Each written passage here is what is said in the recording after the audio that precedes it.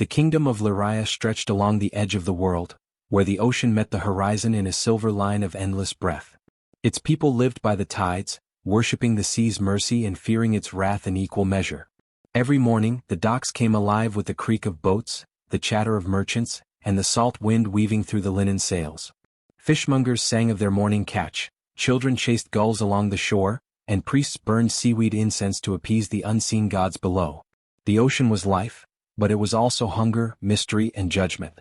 It had taken as much as it had given. Among the simple folk of Leria lived Nalia, a young fisherwoman whose voice carried the calm of dawn itself. When she sang by the shore, the waves softened, the winds stilled, and even the restless gulls circled quietly above her. Her songs had no words, only the rhythm of tides, the melody of water remembering its source. The fishermen said her voice could soothe storms. The elders said she carried the blood of sea spirits. And Nalia herself, barefoot and quiet, only smiled and said, "The ocean listens when you listen to her." Her life was simple, built from the patience of the sea. She lived in a hut of driftwood and shells, tending her nets and helping the widows of drowned sailors. Each night she walked the beach, singing to the horizon where her mother had once vanished. The people adored her for her kindness and her strange peace. But in the marble halls above the cliffs, envy took root. The nobles whispered that no mortal could control the sea's temper. Her songs, they claimed, were sorcery. When the tides began to change, fear spread like smoke. The waves grew wild, slamming against the docks even under calm skies. Boats capsized within sight of shore. The priests chanted night and day, but the sea did not yield. Rumors crept through the streets, that Nalia's voice had awoken something deep and dangerous. That the gods were angry because a human dared to speak their language. The king, old and trembling with pride, called upon his most cunning adviser, Lord Carith, a man whose heart was as cold as his jeweled robes. Carith saw in Nalia an opportunity. If he could turn the people's fear into obedience, he would hold the kingdom by its throat. Before the royal court, he declared that the storms were punishment, that Nalia had stolen divine power, and that her songs lured the wrath of the deep. Soldiers came to her hut under a pale moon, their torches wavering against the mist. They found her sitting by the water, humming softly, the waves lapping gently at her feet. She looked up as they approached, her eyes reflecting the torchlight like the surface of a calm sea. "Has the ocean called me?" she asked. But they said nothing. They only bound her hands with ropes soaked in salt. As she was dragged through the streets, the people turned away, torn between love and fear. Some wept quietly. Others prayed she would be spared. The ocean wind howled around them, carrying her song, soft, trembling, unfinished. Even as she was taken, the tide stilled for a moment, as though the sea itself were listening. When they brought her before the king, the court shimmered with candlelight reflected in polished shells. The advisor's voice echoed through the chamber, accusing her of angering the gods, of stealing calm from chaos, of speaking to forces that should not answer. The king, weary and uncertain, looked into Nalia's steady gaze and saw no guilt, only silence deeper than the sea. Still, fear makes kings cruel. And so, the sentence was spoken. She would be cast into the ocean at dawn, offered to the gods she had supposedly betrayed. The courtiers bowed, the priests blessed the decision, and the waves outside rose higher, as though they already knew their part in the tragedy to come. That night, in her cell overlooking the moonlit sea, Nalia pressed her forehead against the cold stone and whispered one final song. It had no melody, no words, only a hum that trembled like a heartbeat beneath the world. Far below, the ocean stirred, and something vast and ancient began to listen. The night before her trial, the kingdom of Leria was trembling under the roar of the sea. Waves rose higher than the palace towers, crashing against the cliffs with fury as if the ocean itself had come alive to judge its people. The air was thick with salt and fear. Inside the grand hall, torches flickered weakly, shadows stretching across the marbled floor where Nalia stood barefoot, her wrists bound in rough rope. Before her sat the king, a weary man draped in silks the color of foam, and beside him, the sea priests, robed figures with shells hanging from their necks, their eyes cold as the water they worshipped. "Nalia of the shore," the head priest's voice echoed, "you stand accused of angering the ocean, of bringing storms upon our kingdom. Do you deny the sea's wrath follows your song?" Her lips trembled, but she lifted her chin. "I have sung to the sea since I was a child. It has always listened. I would never bring it harm." Murmurs swept through the hall like whispers of wind through reeds. The king's adviser leaned forward, his eyes narrow and hungry for her downfall. "Then prove it. If your voice truly soothes the sea, let it still this storm. Outside, thunder cracked open the heavens. The priests nodded in grim agreement. The trial would be by the tide. They led her to the cliff's edge, where waves clawed at the rocks and salt spray stung her eyes. Villagers gathered below, their faces pale in the lightning's flash. Some pitied her. Others crossed themselves, afraid to even look upon the woman accused of defying the sea gods. Nalia's heart pounded as the priests raised their staffs. "Sing," the head priest commanded. "Let the sea forgive you if it will." For a long moment she closed her eyes and listened. Beneath the storm's roar she heard the familiar rhythm of the tides, the pulse she had always felt deep in her soul. Her throat tightened with fear, but when she opened her mouth her voice flowed out pure and trembling, a melody woven of sorrow and hope. Her song rose over the storm, soft but unyielding. The wind faltered. The waves began to slow, their anger dimming. Even the clouds above seemed to listen. For a heartbeat the world stood still, sea, sky, and souls all caught in the beauty of her song. Then lightning split the heavens apart. A blinding flash struck the palace roof, sending shards of stone tumbling into the courtyard. The priests gasped and fell to their knees. "A sign," one shouted. "The gods have spoken, she is guilty." Nalia's song broke off in terror as soldiers rushed forward. "No," she cried, "please? It wasn't me, the sea was listening." Her words were drowned by thunder. The head priest lifted his staff high. "The sea has judged you, child of false calm. At dawn, you shall return to the depths you betrayed." The crowd wailed as soldiers dragged her away. Some threw curses. Others turned their faces, unable to bear the sight. In the dark of her cell, Nalia pressed her ear to the walls, hearing the distant murmur of waves. "You heard me," she whispered to the sea. "You know my heart." Her tears fell silently, mixing with the salt of the air. Through the small window she saw the storm ease and moonlight fall upon the restless waters. Somewhere beyond the horizon she felt a presence, vast, watchful, waiting. When dawn came, the priest would cast her into the ocean. But as she drifted into uneasy sleep, a strange calm filled her chest. For the first time she did not fear the tide. It was calling her home. The dawn broke cold and gray over the kingdom of Leone. The storm had not vanished entirely, it lingered like a wounded beast, its breath stirring the waves, its voice a low growl that rolled beneath the cliffs. Villagers gathered in silence, their faces pale in the faint light, as soldiers led Nalia from her cell. Her wrists were still bound, her hair damp with salt and tears. The songbird of Leone was to be silenced. The king watched from his balcony, the sea priests flanking him like carved shadows. The head priest raised a hand and spoke, his voice echoing against the sea wind. "By decree of the gods and judgment of the tide, we return this woman to the waters she defied. May the ocean decide her fate." Nalia lifted her eyes to the horizon, the place where the sea kissed the sky. For a moment she thought she saw something stir far away, a shimmer beneath the waves. Her fear loosened. She did not cry. Two soldiers approached and tied heavy stones around her ankles, their hands trembling as they avoided her gaze. The head priest recited a prayer in the ancient tongue, each word sinking into the wind like a curse. When the final syllable faded, he gave the order. They pushed her from the cliff. The world vanished into sound and motion.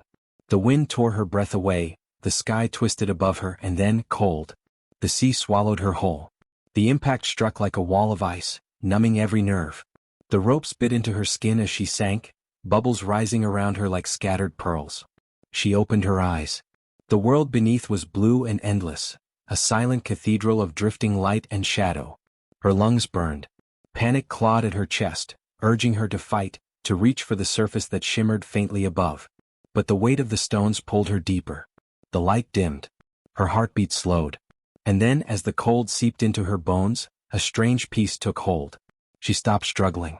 For a long moment there was nothing, only silence, only stillness. Then from somewhere deep inside her, a sound began to rise. A single note. A hum that vibrated through her ribs, soft at first, then stronger. She began to sing. The melody unfurled like silk through the water. It was not a song of fear or sorrow but of release, a farewell to air, to land, to the people who never understood. The sound shimmered, bending and blooming, weaving into the sea itself. And then something miraculous happened. The water around her began to glow. Each note she sang rippled outward in waves of light, turning the deep into a radiant ocean sky. Schools of luminous fish appeared, their scales reflecting her song, blues, silvers, greens that pulsed with her rhythm. They circled her, curious, gentle, forming a living halo around her sinking body. Her hair floated like ink in the glowing current. The ropes that bound her wrists loosened, fraying in the light until they fell away completely. The stones broke apart like sand. Nalia reached out her hands and the water did not resist her. It lifted her instead, wrapping her in warmth, a strange, tender embrace that pulsed with life. She could feel the heartbeat of the sea itself, vast and eternal, thundering in rhythm with her song. When she opened her mouth again, the ocean answered. Her voice no longer came from her throat but from the currents, from the waves, from the very salt that surrounded her. She was no longer singing to the sea. She was singing as the sea. Her body shimmered, her skin glowing faintly like moonlight through water. The fish bowed low, their fins brushing her arms. The sea had heard her heart and accepted her not as a sacrifice, but as one of its own. Above, the priests watched the water still. They saw no body rise, no trace of struggle, only a faint blue glow spreading beneath the waves before fading into the depths. The head priest whispered, uneasy, "The sea is satisfied." But far below, the ocean was not calm. It was awake, and in its heart, a new song began to form, one that would soon reach the shores of Lyraya again. "You said." Nalia's first breath in the deep did not burn. It was soft, cool and effortless, as though her lungs had forgotten the weight of air. When her eyes opened, the world before her shimmered with impossible beauty. The ocean floor stretched wide and alive, not dark, not empty but glowing with color. Towers of coral curved like spires, their surfaces glinting in soft blues and golds. Schools of fish swam through arches of shell and light, their movements forming trails that pulsed like living constellations. Seaweed waved in slow rhythms, whispering songs only the water could hear. The sound was everywhere. Not noise but harmony, the gentle hum of the deep, carrying layers of voices that rose and fell like breathing. It was as if the sea itself sang to her. Nalia floated among the lights, her hair fanning out around her face. Her body no longer felt heavy or bound. The ocean held her as though she belonged to it. When she lifted her hands, threads of light followed her fingers.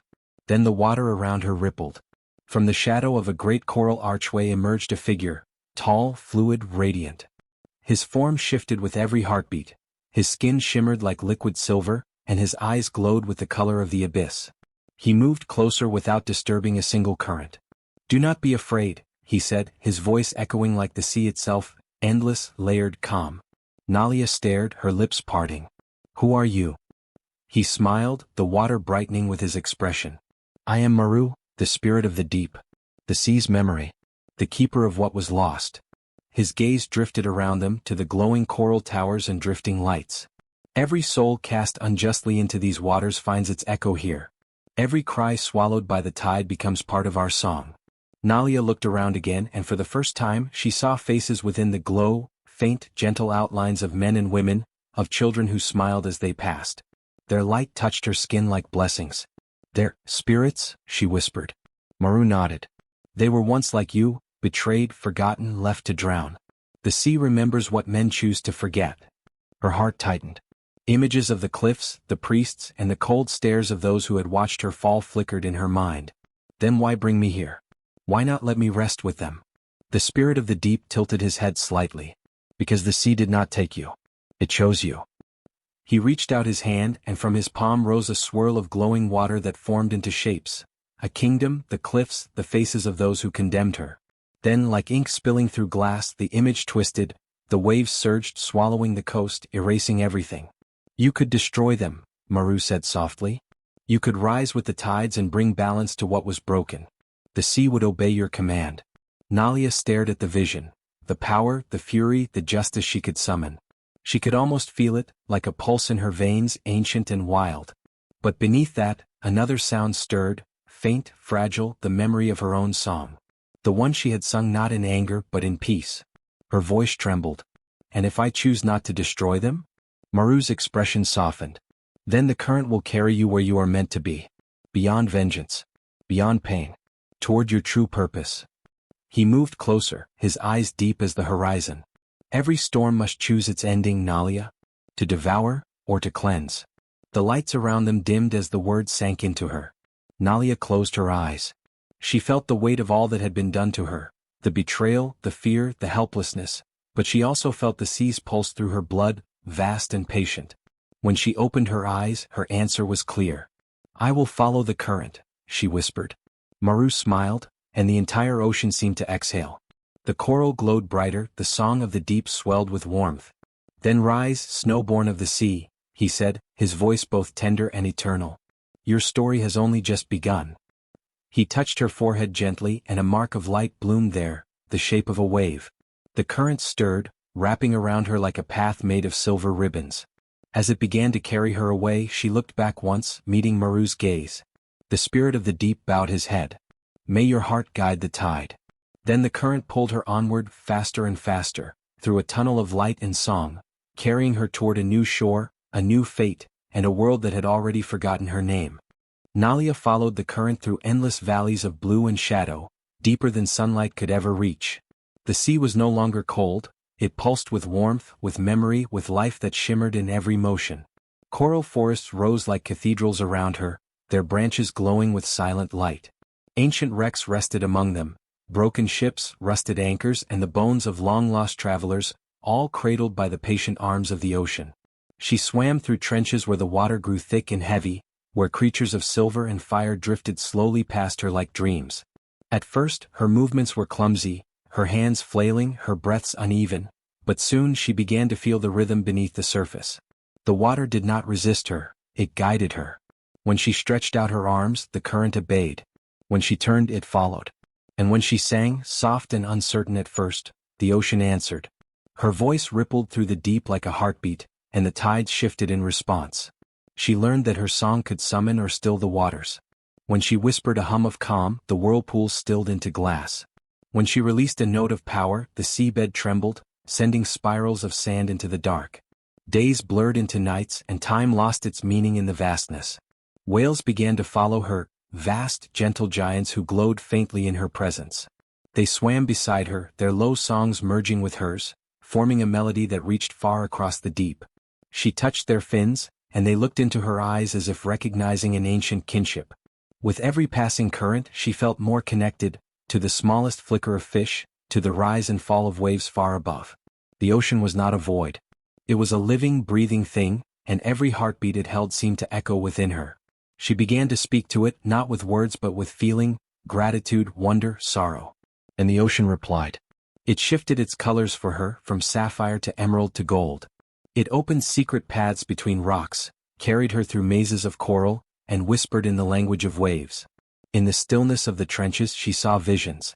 Shadows of other worlds, islands that drifted beyond the mist, lights glimmering under distant skies. The sea showed her its memories, civilizations that had fallen beneath the waves, kings who had cursed it, and children who had sung to it. Each vision made her heart ache with both love and grief. She found ruins there, an entire city swallowed by the deep, its towers wrapped in coral, its streets carpeted with sea grass. Statues of women with open palms lined the seabed, their faces eroded but peaceful. On one wall she saw carvings, a circle of waves surrounding a single figure raising her hand to the sun. The resemblance was uncanny. Nalia floated before it, her chest tight. Who was she? She whispered to the sea. The current stirred around her like a sigh, brushing her skin with warmth. And in that moment she understood. This woman had once been what Nalia was becoming. A bridge between sea and sky, human and spirit. That night, as she rested among the ruins, the ocean itself began to hum. The sound lulled her to sleep, but her dreams were not of the deep. She saw land, vast and bright, stretching beyond the horizon. Waves crashed against its shores, but instead of destruction there was music. Trees swayed under a golden sun, and people stood at the edge, their faces turned toward the sea. She could hear them calling her name. Nalia. The voice was soft but persistent, like the tide brushing against a forgotten shore. She reached out, her hands trembling, and in her dream she felt sand beneath her fingers, warm and dry, something she hadn't felt in what felt like forever. A tear slid down her cheek, dissolving into salt. When she woke, the water around her was still, calm as glass. The whales were gone, and the trench seemed to hum with quiet expectancy. For the first time since she had fallen into the sea, Nalia looked upward, past the glow of coral, past the shimmer of the surface far above. Somewhere beyond that vast ceiling of blue lay a horizon that called her name. She placed a hand over her heart and felt the steady thrum of the ocean's pulse within her. The sea had given her strength, wisdom, and peace. But now something else waited, something unfinished. She closed her eyes and whispered to the depths, "Guide me, old friend." And the current stirred in reply, wrapping around her like a gentle hand. The water brightened, parting ahead of her as if forming a path. Nalia took a deep breath and began to swim upward, not away from the sea, but toward what it wanted her to find. "You said." The ocean churned beneath her, no longer calm and soothing but alive with motion, with purpose. The currents that had once guided her gently now gathered around her in spiraling force, twisting the sea into a vast whirlpool that glowed with ghostly light. The pull was immense, yet it did not drag her downward. It lifted her, spiraling her toward the surface as if the entire ocean had decided it was time for her to rise. Nalia closed her eyes, surrendering to the current's will. She could feel the ancient pulse of the sea beneath her, deep and endless, pushing her upward with waves that sang her name. The glowing fish she had once swum beside darted around her, forming rings of light that danced within the whirlpool. The whales' songs echoed faintly through the water, a farewell and a blessing. As she ascended, her body began to change once more. The faint shimmer that had lived beneath her skin grew brighter, spreading through her veins until her entire being pulsed with radiant energy. Her hair floated around her like a halo of silver threads, each strand catching the flicker of distant lightning above. She was neither human nor spirit now, but something born between, a living echo of the ocean itself. The surface came rushing closer. She could see flashes of the storm raging above, waves crashing against each other, winds howling through the night. Yet she felt no fear. The ocean's fury could not harm her, for it was her. The whirlpool erupted, and Nalia rose from its heart. She burst through the water in a surge of silver spray, standing atop a cresting wave as if it were solid ground. The storm split around her, the lightning curved in arcs of reverence, the thunder rolled like drums announcing her return. For the first time since her fall, she tasted air again, sharp, cold, electric with life. Her song returned to her, not in words, but in the rhythm of wind and tide. The ocean beneath her responded, lifting her higher still, shaping the waves into a throne that shimmered beneath the moonlight. Miles away, sailors caught sight of her, a figure standing on the sea itself, glowing amid the storm. They fell to their knees, convinced they had witnessed the birth of a goddess. Some wept, others prayed. One old mariner whispered to his trembling crew, "The ocean has chosen her. She is its voice." The waves around her calmed, swirling gently under her command. The rain softened into mist. Lightning danced across the sky not in rage but in celebration. The sea was hers to guide now, and it waited for her command. Nalia turned her gaze toward the horizon, where the moon cast a silver path across the waves. She could feel the pull of the tide, faint, steady, beckoning her forward. It was not calling her home to the depths but onward toward something new. She began to walk, her bare feet touching the water without sinking. Each step sent ripples of light across the surface, and the ocean moved with her like a loyal guardian. Dolphins leapt beside her, their sleek bodies tracing arcs of joy through the moonlit surf. The night air was cold, but the sea's warmth wrapped around her like an embrace. Hours passed, or perhaps days. Time had no meaning between stars and water. She followed the tides wherever they led, guided by an instinct older than memory. The moon journeyed above her, fading into dawn and rising again, its pale reflection dancing in her eyes. Sometimes she saw distant ships and watched their sailors bow their heads in awe, whispering prayers as she passed. They left offerings in the sea, pearls, bread, coins, and she smiled softly, letting the waves carry them away. She was no goddess who demanded worship.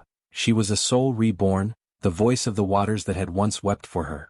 Finally, the color of the sea began to change. The deep sapphire of open water softened into turquoise. The waves grew gentle, shallow. She smelled salt and earth mingling together, the scent of life, of land.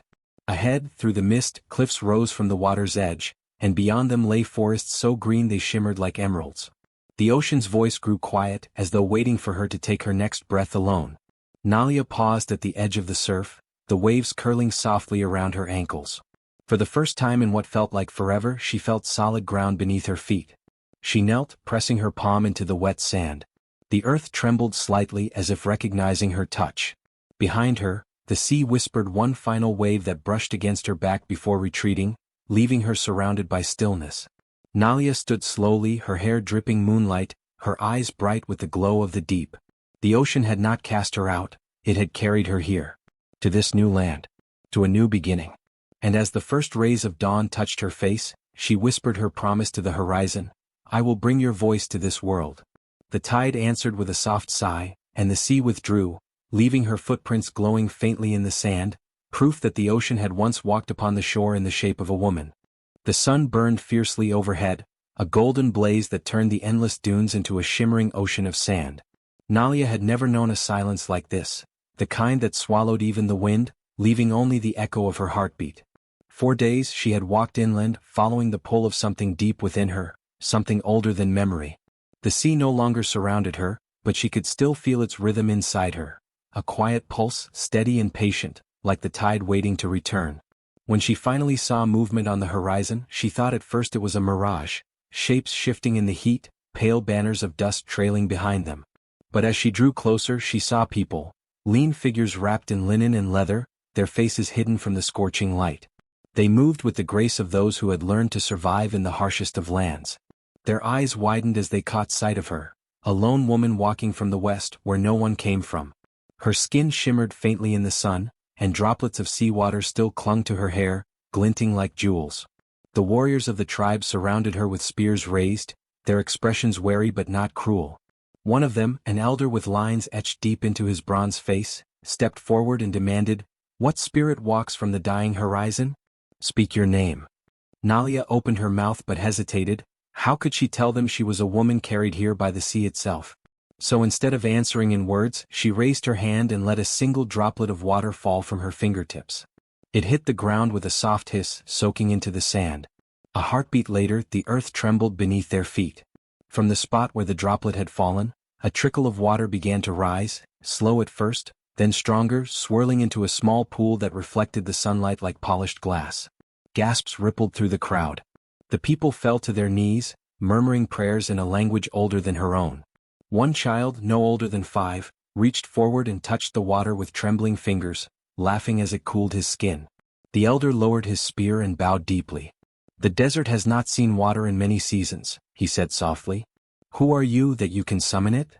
Nalia smiled gently, her voice soft as foam against shore. "I am no god," she said. "Only a daughter of the ocean. The water follows me because I once drowned in it, and was reborn."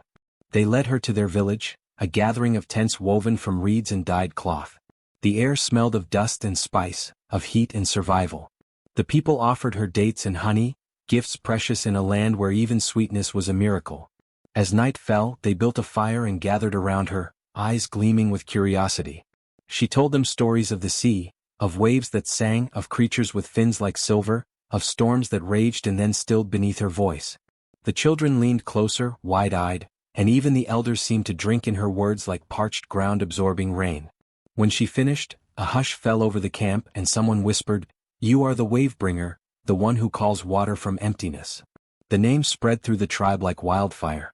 The next morning, dozens came to her with dry flasks, cracked hands and desperate hope. Nalia knelt in the sand, closed her eyes and placed her palms upon the ground. She sang, not the songs of the sea this time, but a gentler melody, one that wove the rhythm of waves with the whisper of wind through dunes. At first nothing happened. Then the earth stirred. The sand darkened, dampened, and split apart to reveal a thin stream of clear, cold water that wound its way through the village. The people shouted with joy, dipping their faces into it, drinking until their laughter echoed through the desert night. From that day forward, they called her their queen, their savior, but Nalia refused the title. "Do not worship me," she told them. "Worship the balance, the dance between what is dry and what is wet, between what burns and what flows. For the sea gives, but it can also take. And the earth, though barren, remembers how to bloom." Under her guidance, the tribe learned to shape their lives anew. They built wells and channels to guide the water. They planted groves of palms and patches of green in the midst of gold. The desert began to breathe again. And each evening, as the sun dipped below the dunes, Nalia would climb a nearby ridge and look west, where the horizon met the sea she had left behind. The wind there carried a faint taste of salt, a reminder that though she now walked among sand, she still belonged to the water. The people honored her not with temples or idols but with songs.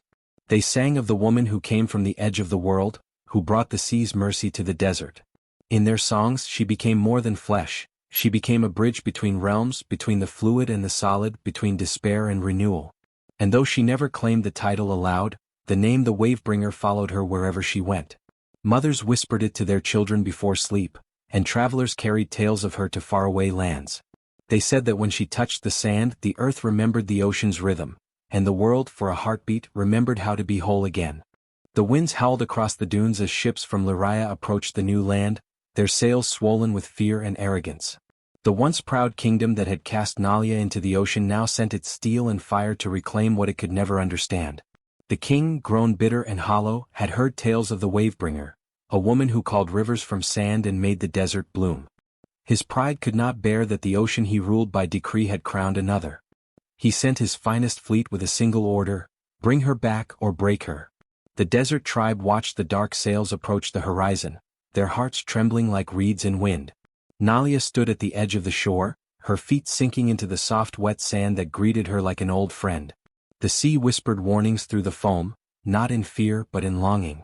She could feel the approaching storm not as chaos, but as a heartbeat, her heartbeat, pulsing through every drop of salt water that ever knew her name. As the ships drew closer, drums thundered from their decks, echoing like mockery against the sea's song. The soldiers shouted her name with venom, not reverence. But the desert people gathered behind her, the ones who had once feared her as a spirit now looked at her as their guardian.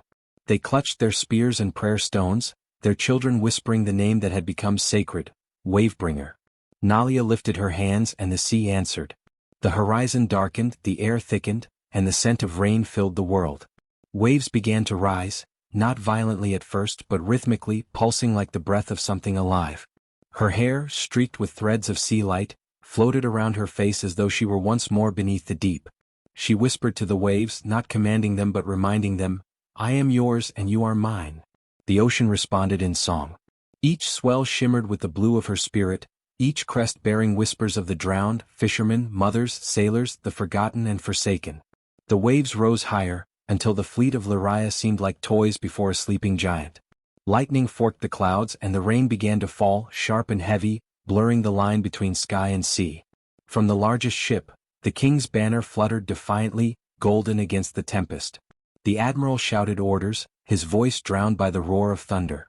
Then a wave, vast, ancient and alive, rose behind Nalia, towering like a mountain. It did not crash. It waited. The sailors stared, awestruck, and in the silence between heartbeats the wave began to speak. Her voice echoed through the storm, deep and layered with the ocean's memory. "You cast me away," she said, her words rolling through the air like thunder over deep water, "but I became the tide." The ships trembled as if the sea itself grieved. Some sailors fell to their knees, others leapt overboard, seeking mercy from the depths rather than the weight of her gaze. The admiral tried to shout again, but the wind tore his words apart. The king's banner snapped, broke and was carried away into the churning sky. Nalia stepped forward, and the wave behind her slowly descended, surrounding the fleet not as destruction but as judgment. It cradled the ships, lifting them high, showing them what mercy looked like when it came from power. Her song filled the air, a song not of wrath, but of remembrance. She sang of the hungry children of Lyria, of the women who had prayed for rain, of the fishermen who had whispered her name before dying at sea. Her melody rose and fell like the tide itself, binding sorrow to hope, vengeance to forgiveness. When the song ended, the sea grew calm. The ships, soaked but unbroken, floated gently back toward the horizon. Not one dared to attack again. The storm dispersed, leaving behind a stillness so complete it felt sacred. The desert people stood in awe. Some wept. Others knelt. The rain that fell on their faces was warm, soft, not the storm's rage but its renewal. Nalia turned to them, her eyes filled with both sorrow and peace. "No one can chain the ocean," she said softly, "and no heart that listens to its truth can live in fear." That night, the waves sang her name to every shore, Nalia, the Wavebringer. And though the kingdom of Lyria would rebuild and forget, the sea never would. For every time the tide touched land, it carried a whisper of the woman they cast away, who rose again as the ocean's heart, the voice of both storm and mercy. The sky above Lyria broke open like an old wound, and the rain began to fall, not in anger but in truth. 4 days and nights, the heavens wept until the rivers swelled beyond their banks, and the sea itself reached hungrily toward the land. Streets became streams, palaces became islands, and the proud towers of the kingdom bowed beneath the weight of water. The people screamed that the gods were angry, but deep beneath the rolling thunder, there was another sound, the steady rhythmic pulse of a song they had heard once before long ago, when a young woman had been cast into the sea. The flood came not to destroy but to cleanse. It swept through the city with purpose, peeling away years of greed and arrogance. Gold floated out of treasuries and into the open waves. The temples of the sea priests cracked, their false idols crumbling into dust. The king's banners dissolved in the rain, and his throne, once carved of coral and arrogance, was swallowed by the tide. In the chaos no one saw her rise again. Nalia emerged from the horizon like a vision, walking upon the water as though it recognized her steps. Her garments shimmered with the hues of the deep, blue, silver, and green, rippling like sunlight on the ocean floor. Her hair flowed behind her, each strand glimmering with droplets that glowed faintly in the dim light. Around her, the flood calmed as though bowing in respect. Where her feet touched, flowers began to bloom, strange and beautiful blossoms that had never known land or sea. The people of Leria gathered on rooftops and broken walls, their faces pale with awe and remorse. They remembered her, the fisherwoman who had once sung to calm the tides, the girl they had called cursed, the one they had cast from the cliffs. Now she walked among them, her eyes neither cruel nor forgiving, but infinite, reflecting every drop of water that fell from the sky. Children reached for her as she passed, and she smiled softly. The water around them shimmered and turned clear, revealing fish swimming beneath their feet, bringing food to the starving. When she lifted her hand, rivers changed course, flowing gently through the ruined fields, bringing fertile silt and the promise of harvest. She moved through the drowned kingdom as if she had always belonged there, a spirit made flesh, a storm made mercy. The nobles who had once whispered against her wept openly, clutching their jewels as though they could buy back their souls. The priests who had condemned her tore their robes and begged forgiveness. The king, frail and trembling, was found on the steps of his shattered palace, the floodwater rising to his knees. When he saw her, he tried to kneel, but his strength failed. She approached him silently. The water parted for her, forming a path of light. When she stood before him, she spoke, her voice soft but carrying like thunder over still water. "You built walls against the sea," she said, "and thought yourself safe. But no wall can stand against what it denies." The king bowed his head, tears mixing with rain. "We were blind," he whispered. "We thought power was ours to hold." Nalia touched his shoulder, and the storm above eased. The clouds began to thin, revealing a sky the color of dawn. "Power is never owned," she said gently. "It is shared, like the sea, like breath, like song." As she turned away, the flood began to change. The raging water softened into rivers that wound peacefully through the valleys. Crops began to sprout where mud had settled. The ruins of homes shimmered with new growth as vines and flowers emerged, weaving beauty from devastation. Fish filled the channels, birds returned to the skies, and for the first time in generations, the people of Leria saw the reflection of sunlight upon calm water. They knelt, every man, woman, and child, not out of fear but gratitude. The sound of their murmured prayers was like a tide returning home. Nalia looked upon them and smiled faintly, her expression both sorrowful and serene. "You have been reborn," she said softly, though her lips did not move. "Not through punishment, but through remembering what was forgotten." And as the final drops of rain fell, she began to fade. Her body shimmered like water catching light, her form dissolving into mist. The people gasped, reaching for her, but she only smiled, a reflection in every ripple, a whisper in every wave. When the sun broke through the clouds, Leria stood renewed. Rivers wound through the land like veins of silver, feeding life into every forgotten corner.